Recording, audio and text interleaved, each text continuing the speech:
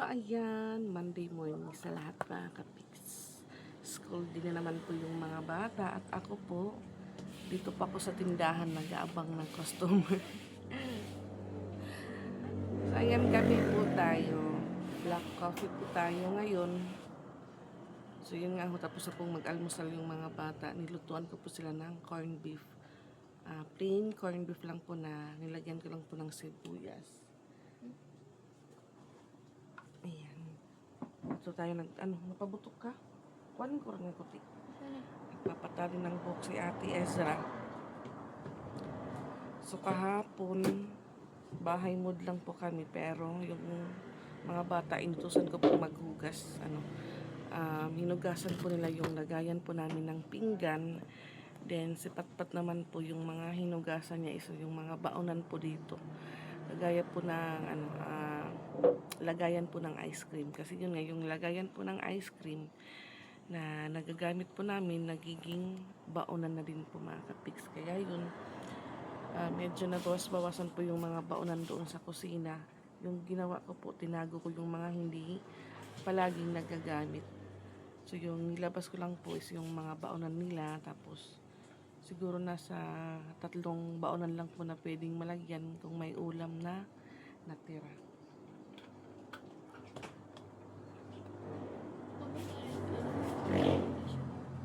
Pagbuta nga man ang mo keratin. Pagkuha di oh. Ice daw? Ice ka daw ito, may ice pa. May ice na. Yung mo uniform, magkabay mga kalakat, bunot na.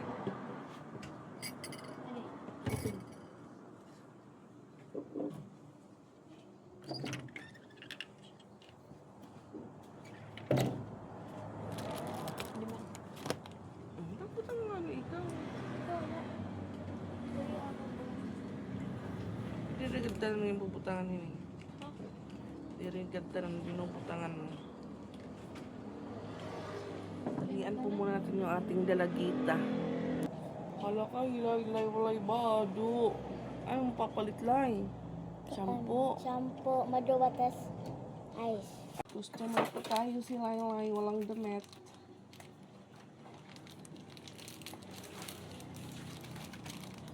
Ay, mama. At ito pala. Gano. Kuan. Pinahapon. Ako na yan.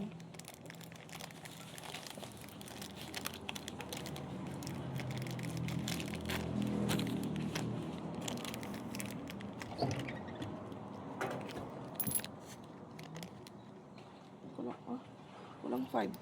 Ha? Kulang 5. Nga. Ice. Okay na, Ray.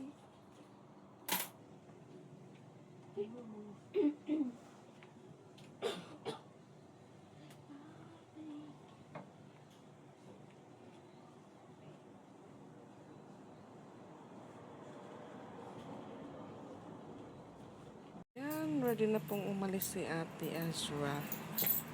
Si Patpat din po.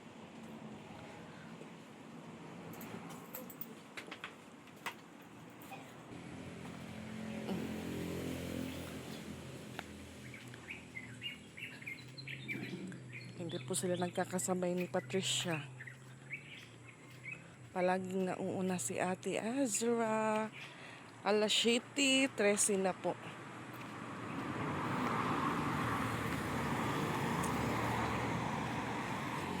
Ayan, nakasakay agad si Ate Ezra. Bugat ano?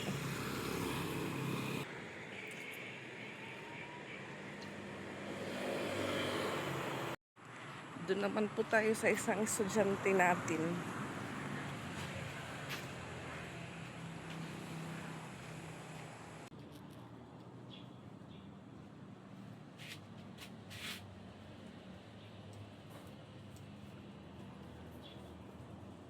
Pumalit naman diri. Pawis na pawis po tayo, ha?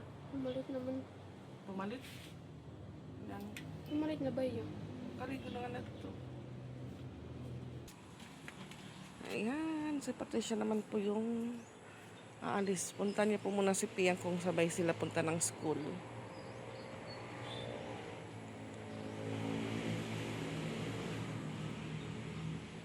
makulimlim na morning.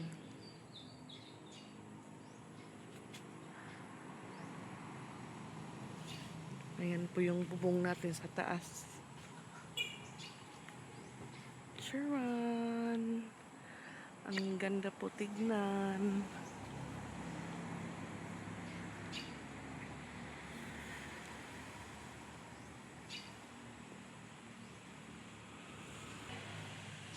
May mga sinampay na.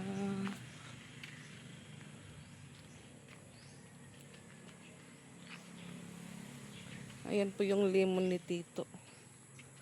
Nakabalot yung mga bunga at medyo madami po ngayon mga kapiks.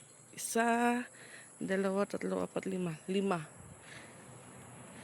Lima at may maliit pa. 6. Yung isa po hinog na oh. Dilaw na po yung kulay.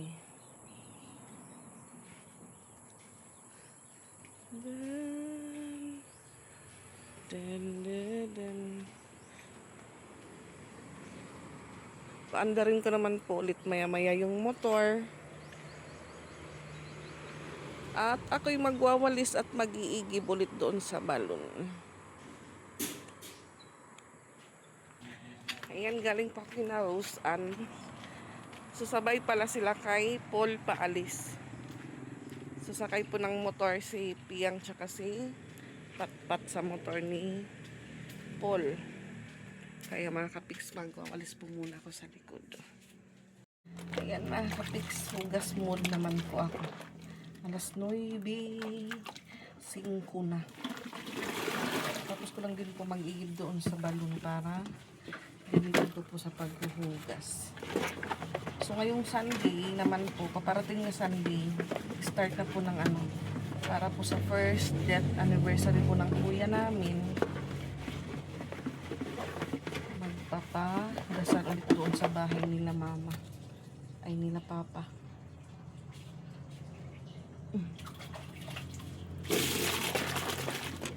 Maintain po yung dalawa ko ng baon. So ako lang po dito sa bahay.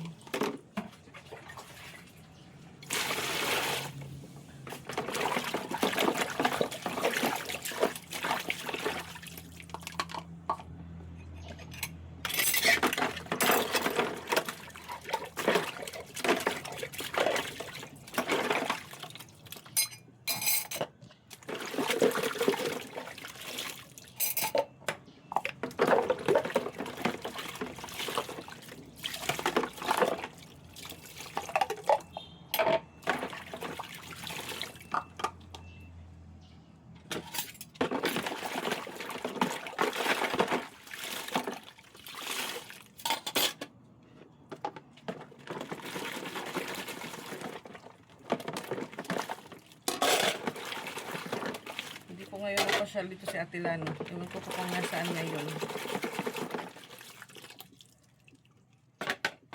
Message ko po yun na bili ka ng tinapay, dito ka lang bayaran. Hindi ko nag-reply. Baka busy.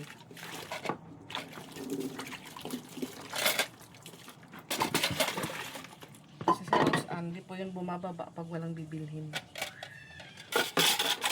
Nasa taas lang po yun.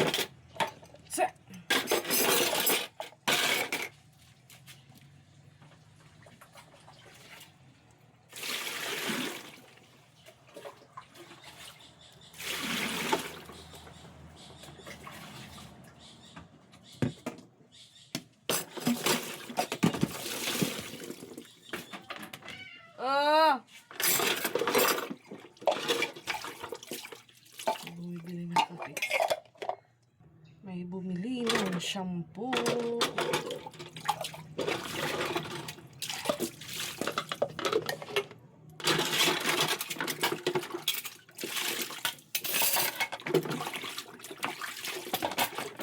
May natirang corn beef po dito. Yung pinungulanin ko yung tanghali. Tapos, parisan ko po lang pipili.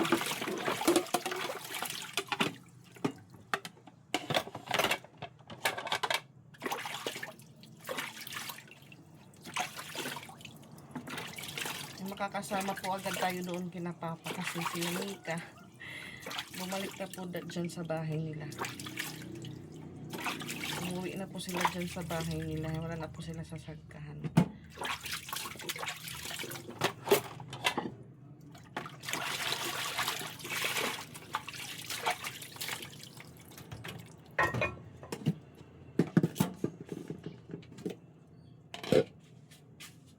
Ay, Ning.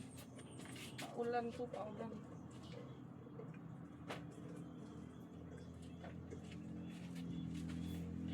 Yung katamtamang kulimlim ngayon po nga fix. Kulimlim na talaga sa labas.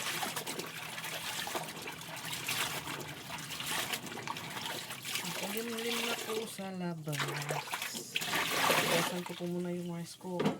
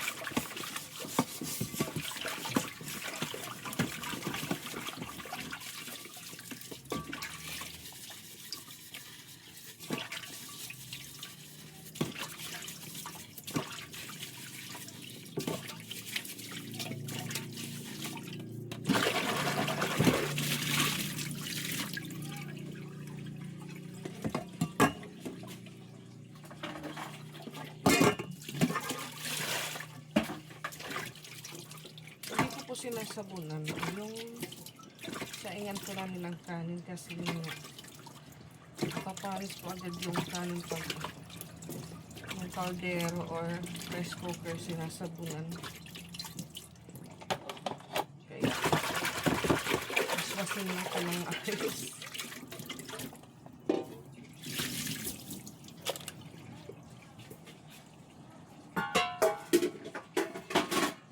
Tignan niyo po sa labas na kapix. Ayan. Mas makulimlim pa po ngayon kaysa kanina.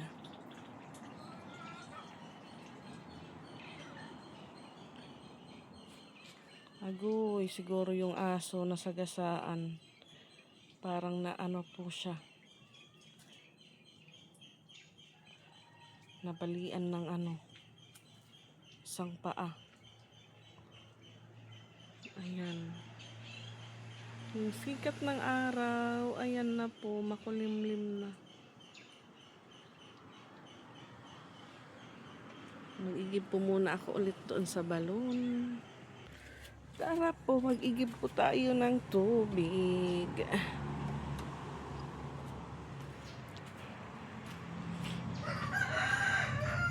Sana naka-off po yung ano, radyo ni Tito. Kaso nakabukas po. Drama-drama. Balik po ako agad dahil may naliligo po doon sa balon. Maya na pa ako mag-igib kasi yun nga. Maano pa po yung ano, tubig sa balon. Mabuhangin.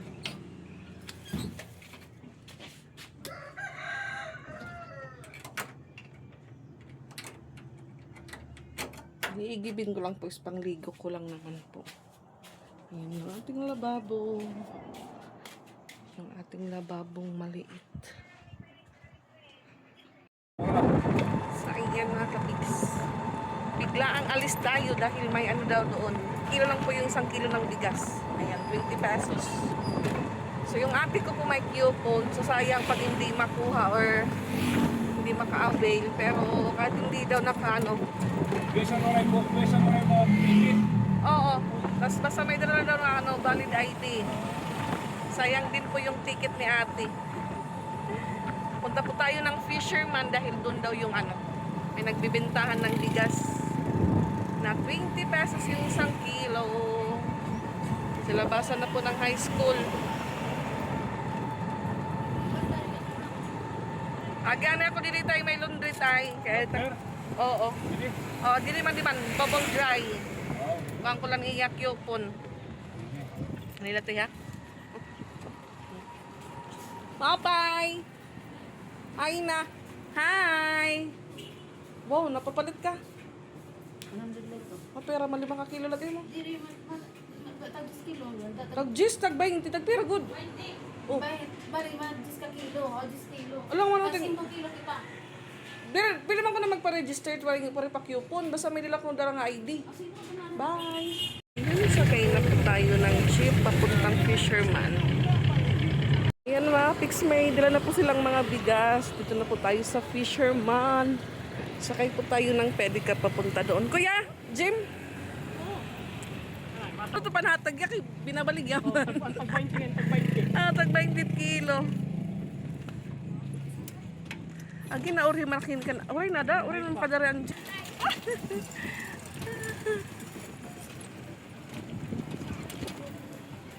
May naka-receive na dito, basta pwede na lista man. Ano ya? Naka-receive na ito, dahil na lista man. Oh, may naman nga sa nga coupon. Pero ito ano waray ko, pwede ko na mag-registered otro. Paubag-uba. Agi kay na ako na ni ate, sayang man kung di rin pang mapalit. Kumagat 100, may naka na 5 kilo.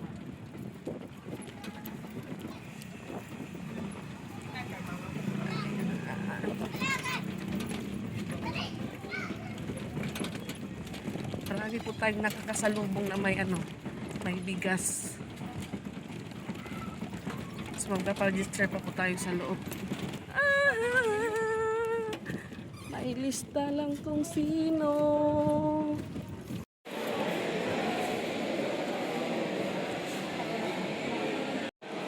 Umahula ko na ni.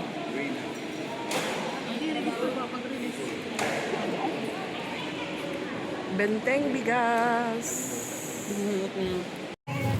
Ayan, nakabili po tayo ng bigas. 10 kilo yan eh. 10 kilo.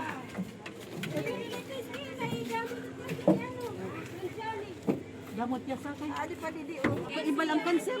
Amot to na. Awas siya. Pangin magka. Sige, adi ako tulong.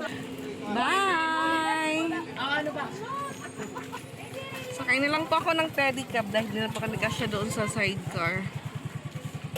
Ang ganda po ng gym nila. Taguhuruot naman dito.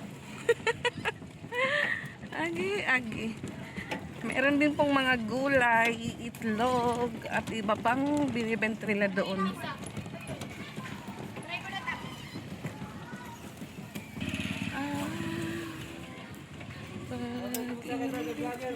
Oh God!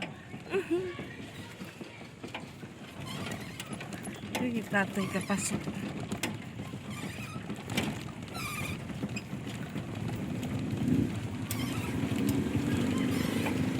Ilang po tayo doon ng Tagal.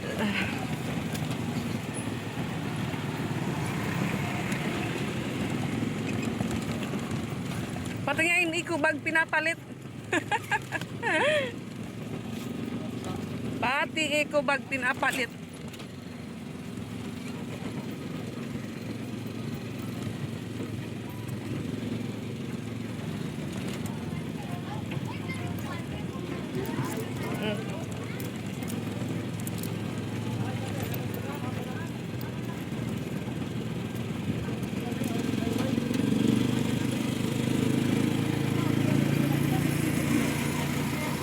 Dila kuya. Gora. Thank you. Age. Lapit na po ito sa airport. Nauna pa kayo pag-abot eh. Yeah. Ayan, sakay naman po kami ng jeep papuntang Rotonda. Ang daming bigas. Chuan! Ayan mga kapiks, kararating ko lang po dito sa bahay. So, bali itong dala ko pong bigas is 20 kilo. So, yung 10 kilo po is kay ate. So, tignan po natin mga kapiks kung anong klaseng bigas. Yung 20 pesos yung kilo. Ayan mga kapiks. picture one. Medyo ano po siya. Teka lang, labas po tayo. Ayan po yung kulay niya. Maputi naman po siya mga kapiks. Haluan ko na lang po siya ng ibang klaseng bigas. Diyan. So, bali mamaya na po to, mamayang gabi na po to kunin ni ate. So, ito po yung dito sa bahay. Yun nga, haluan ko lang po siya ng ibang bigas. Yung maharlika na mas maputi-puti. Okay na po ito mga kapiks. Nakasave na po tayo. Pero yun nga, may binili na pa akong bigas. Last day lang. Kapiks, alas 12.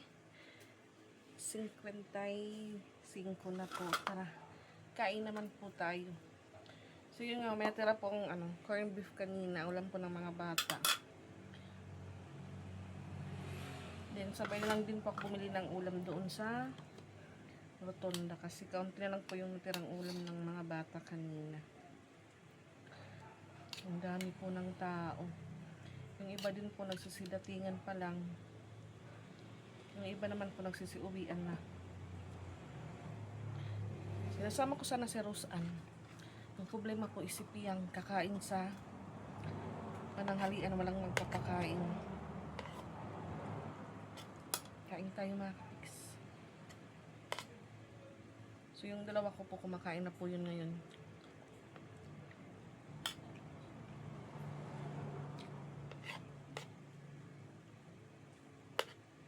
Ang anghang. Hi, paon.